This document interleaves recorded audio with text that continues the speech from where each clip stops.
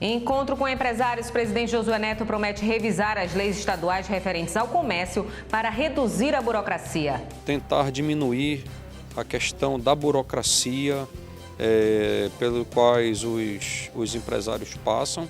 Amazonas recebe 3 novos defensores públicos. Deputado delegado Péricles busca propostas de movimentos sociais que lutam pelos direitos de pessoas com HIV e AIDS. Terezinha Ruiz vai propor a criação da Semana do Empreendedorismo. E luto no jornalismo brasileiro. Parlamentares do Amazonas lamentam a morte do comunicador Ricardo Boechat. O Alê Notícias já está no ar.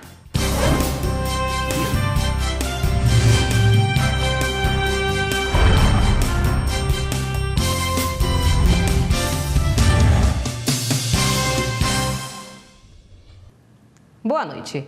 Revisar as leis estaduais referentes ao comércio para diminuir a burocracia dos serviços.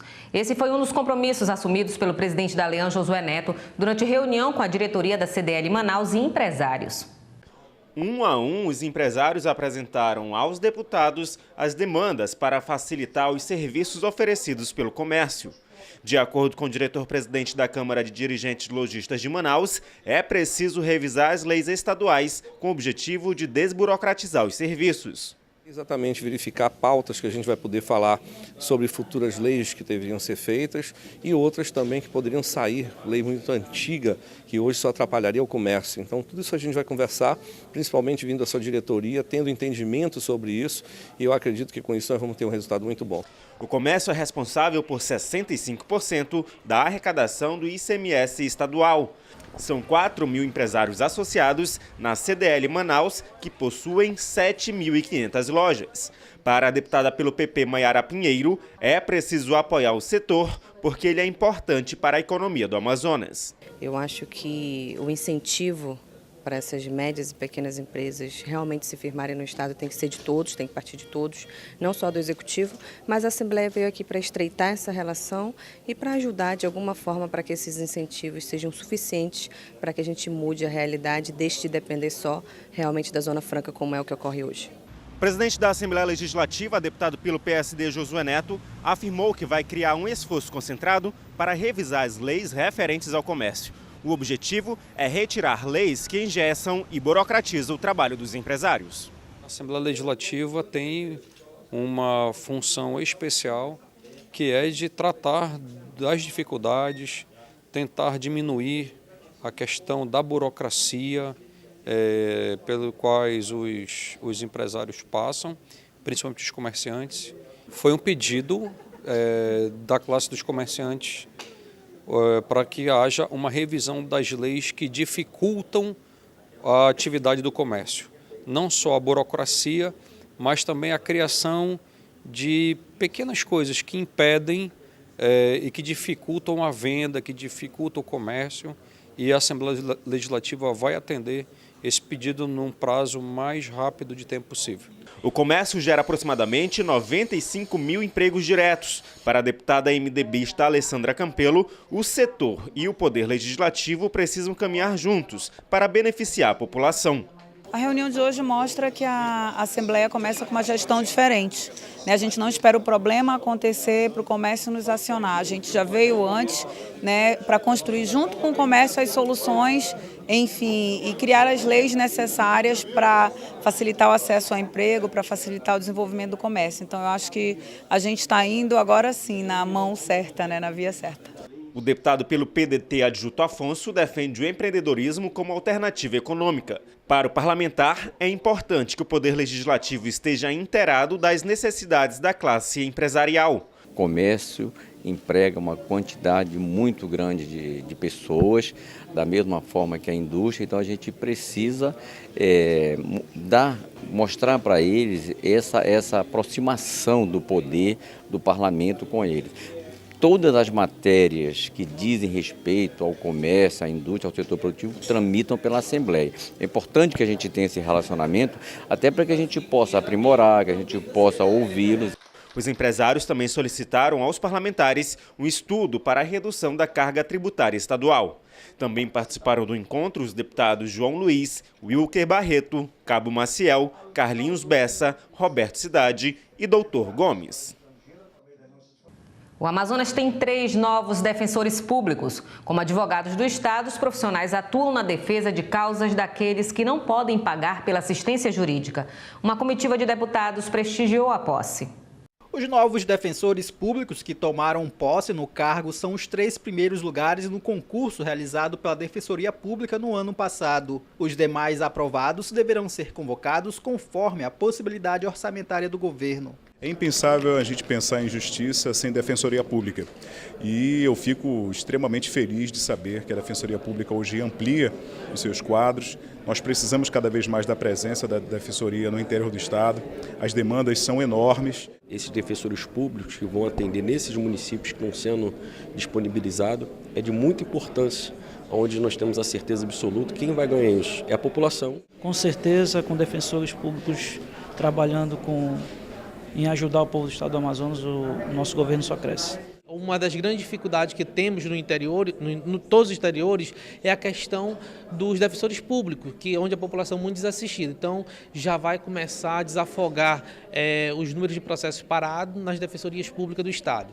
10 deputados estaduais estiveram no evento e apoiaram a iniciativa de interiorização do atendimento da Defensoria. Eu acho que a Defensoria no estado é um órgão importantíssimo e vale ressaltar o interior do Amazonas, onde nos municípios mais distantes desse estado, onde a população não tem esse apoio jurídico. Eu acho que a Defensoria já inicia esse trabalho de 2019 com essas ampliações. O que mais nós precisamos, de fato, é apoiar a população nas questões jurídicas. E esse é um momento muito especial porque nós escutamos muito os nossos munícipes reclamando de falta de defensores públicos. Então, é um passo importante que o governo do estado toma. A Assembleia Legislativa foi representada pelo presidente deputado Josué Neto. O parlamentar lembra que a ALEAN é uma parceira histórica da Defensoria Pública. A Assembleia Legislativa, desde muito tempo, sempre foi a caixa de ressonância, sempre foi a casa que, ao lado da Defensoria,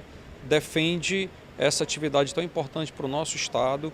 E que bom que esses 3 novos defensores públicos, hoje, ao tomar posse, estarão indo para municípios do nosso estado do Amazonas e não ficarão apenas em Manaus. Nós esperamos que mais defensores públicos possam tomar posse e estar presentes nos municípios, assim como novos juízes, assim como novos delegados da Polícia Civil.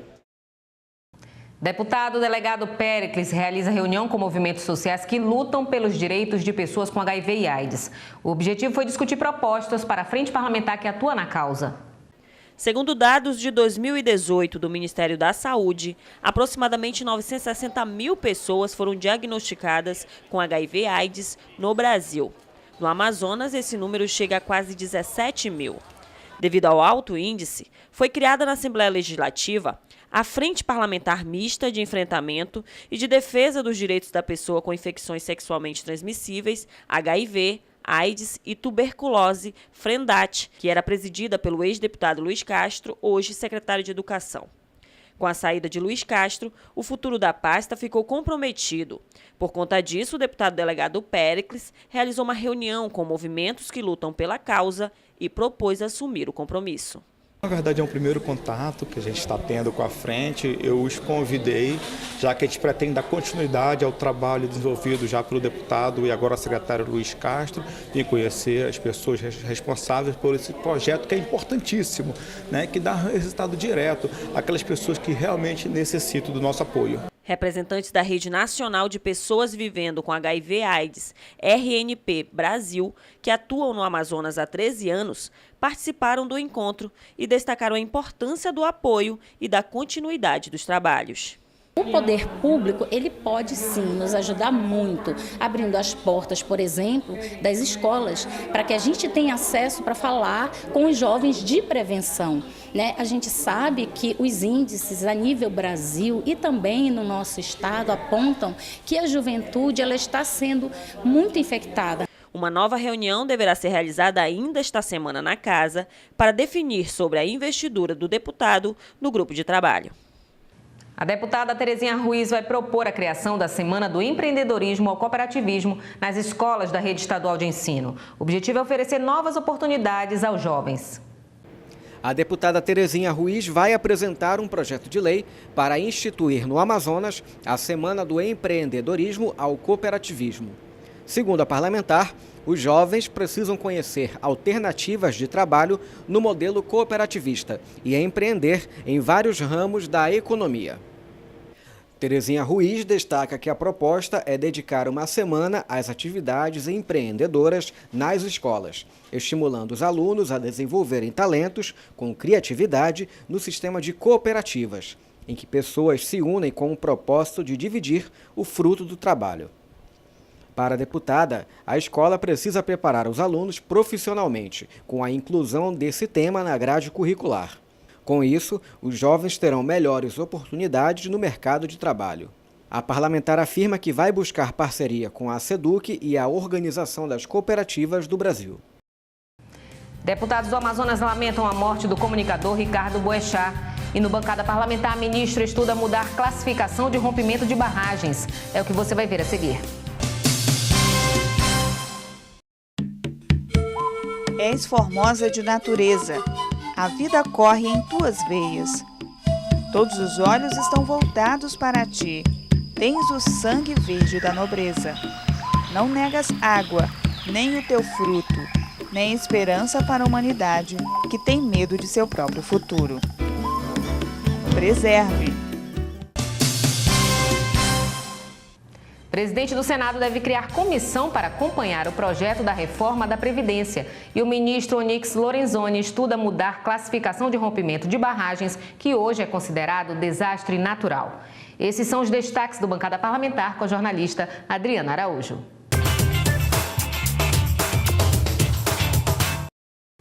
Olá, boa noite. O Senado deve acompanhar a tramitação da proposta de reforma da Previdência junto à Câmara dos Deputados, ainda antes de o projeto chegar para a análise dos senadores. O presidente Davi Alcolumbre informou que deve formar uma comissão especial para fazer o acompanhamento, por entender que a reforma é urgente. O senador Davi Alcolumbre destacou que a ideia da comissão especial partiu do senador Tasso Gereissati, do PSDB do Ceará. Para o presidente do Senado, a reforma da Previdência é uma necessidade. Ele afirmou que os estados hoje estão sofrendo, já que em muitos casos não têm condição de honrar a folha de pagamento. Alcolumbre disse ainda que a reforma poderia ajudar os estados a equilibrar suas finanças e acrescentou que o parlamento vai fazer o que é sua prerrogativa, que é discutir e aprimorar a proposta da reforma.